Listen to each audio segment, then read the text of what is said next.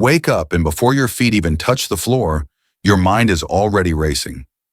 What if today goes wrong? What if you don't get it all done? What if something bad happens? But imagine this. What if you didn't have to carry that weight? What if you could simply stop worrying? The ancient Stoics knew worry well.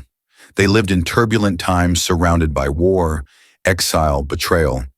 And yet they spoke often of peace, not the peace of a quiet world, but the peace found within. Epictetus reminds us, some things are within our control and some things are not. This simple truth is the first step to freedom. When you learn to let go of what you cannot command, the opinions of others, the twists of fate, you begin to breathe easier. Still, the mind plays tricks. It jumps ahead. It fears what hasn't happened. So the Stoics practiced premeditatio malorum, the premeditation of evils. They would picture the worst, loss, pain, failure. Not to dwell in misery, but to see that even the worst can be endured. And often, it doesn't come at all. They didn't run from life's difficulties. They didn't demand that things go their way. Instead, they accepted life on its own terms. To live according to nature meant to align with reason, to act with virtue, to meet each moment with presence, not panic. What if you stopped resisting the flow of life? What if you could look at each challenge and say, this too is part of the path. Amor fati. Love your fate. Not because it's easy, but because it's yours.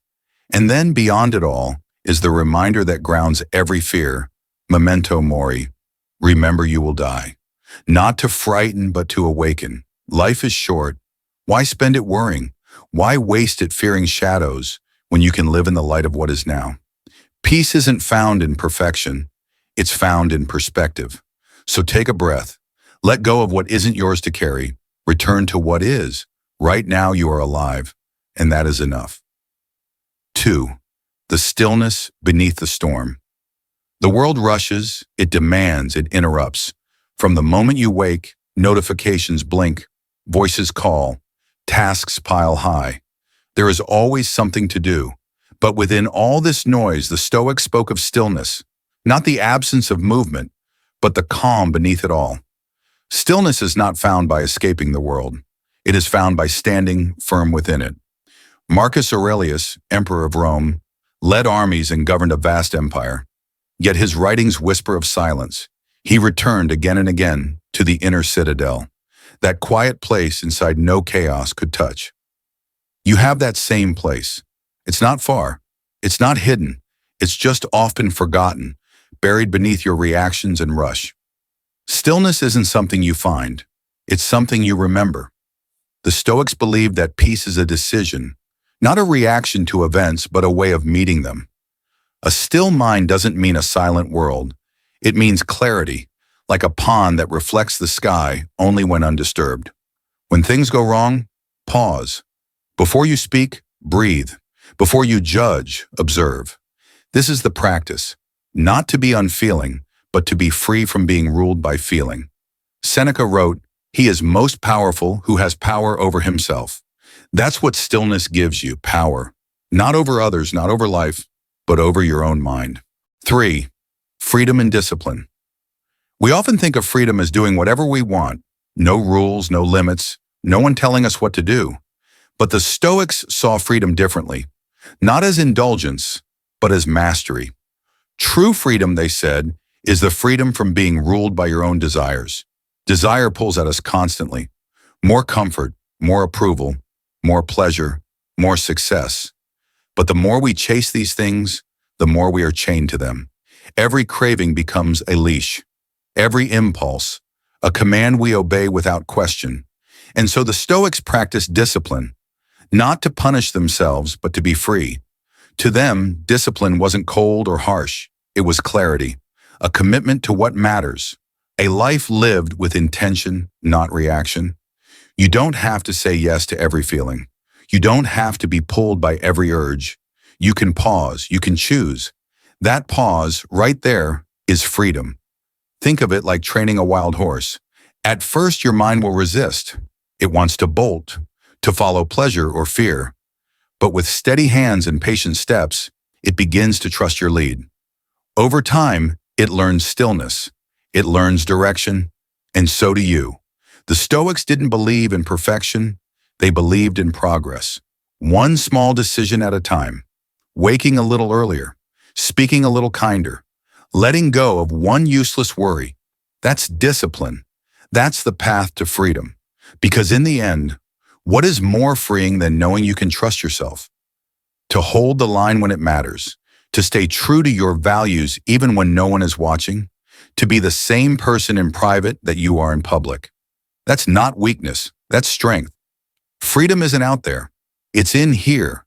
In how you rise, how you respond, how you live. Discipline is the quiet gate that opens to a freer life. And you hold the key. 4. The art of letting go. We carry so much. Expectations, regrets, grudges, dreams that didn't happen, words we should have said, words we wish we hadn't. But the Stoics teach us that peace begins with release, not from weakness, but from wisdom. To let go is not to give up. It is to accept what cannot be changed and free yourself to live better now. Marcus Aurelius said, "If it is not right, do not do it. If it is not true, do not say it." But what if it already happened? What if the moment passed? What then? Then you let go. You are not the same person who made that mistake. You are not the same person who was hurt by those words. You are here now, and now is all that's real. To hold on to pain is to relive it, to repeat it, but to release it, to let it drift out of your hands is to say, "This no longer owns me." The Stoics didn't dwell on the past. They didn't chase the future. They focused on the present. That's where choice lives. That's where peace lives. That's where you live. Letting go doesn't mean you don't care. It means you've learned to care more wisely. It means you've stopped trying to control what's already happened and started guiding how you respond to it.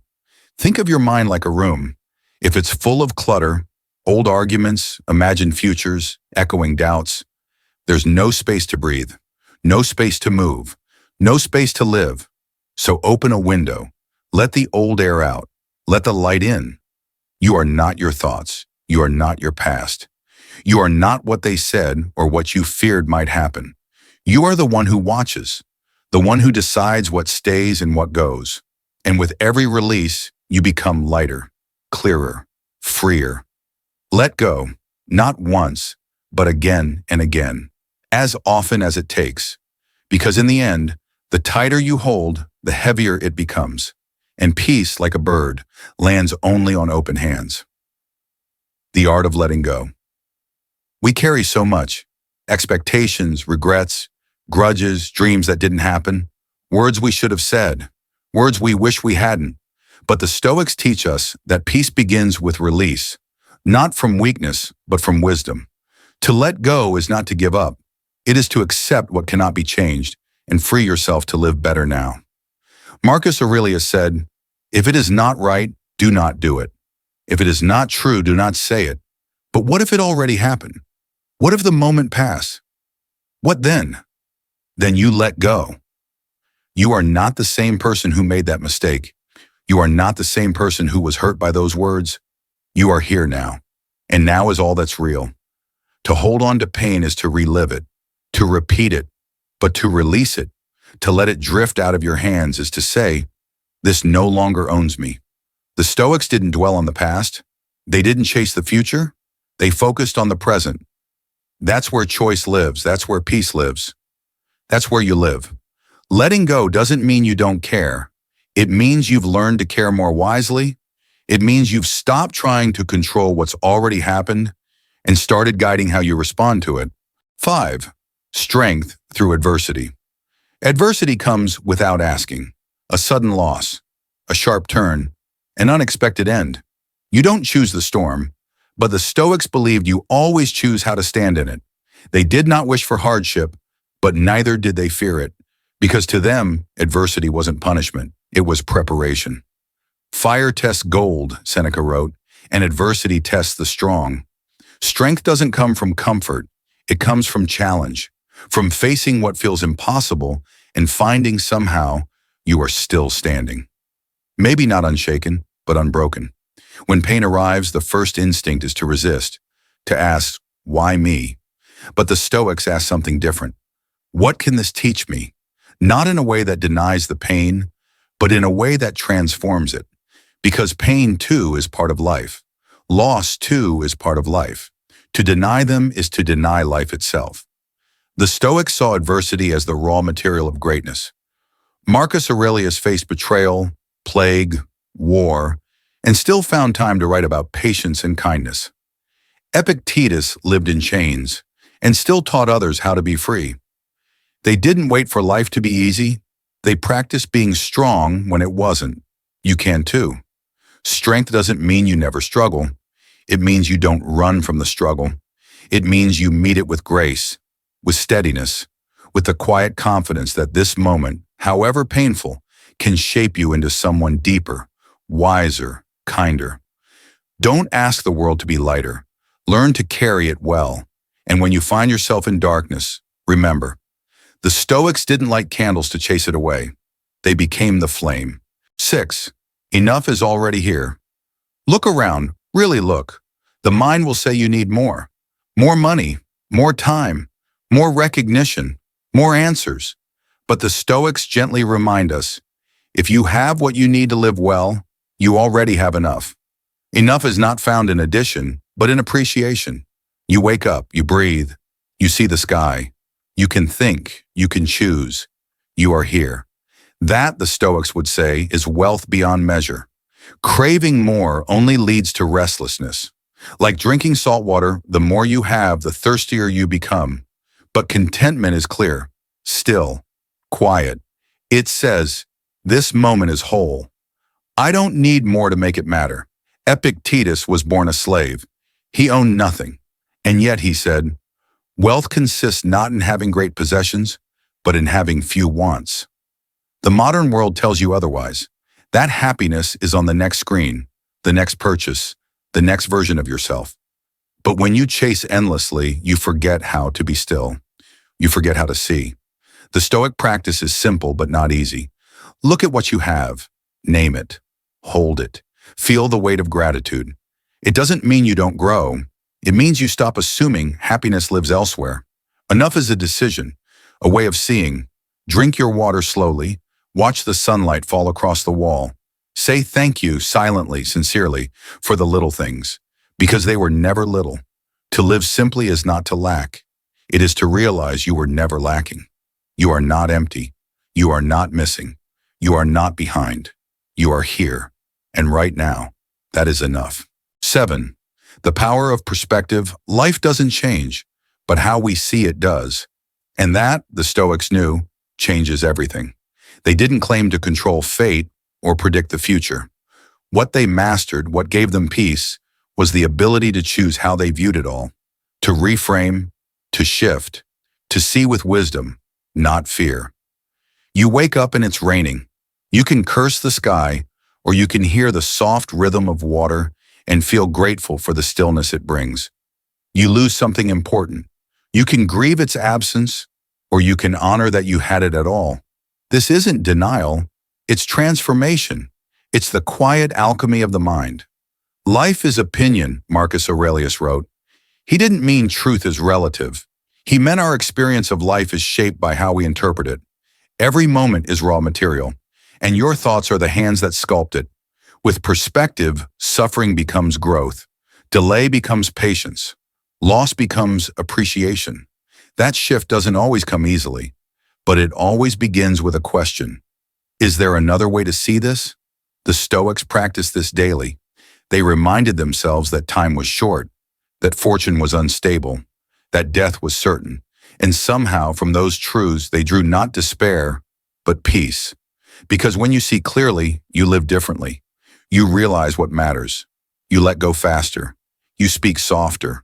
You love more freely, not because everything is perfect, but because you've stopped needing it to be. Perspective doesn't change the world, but it changes your world. And that is enough. So as you close this chapter, remember, the Stoics didn't promise an easy life, but they offered something better, a grounded life, a meaningful life, a peaceful life. And peace, you've learned, isn't something to find. It's something to see. And now, you do.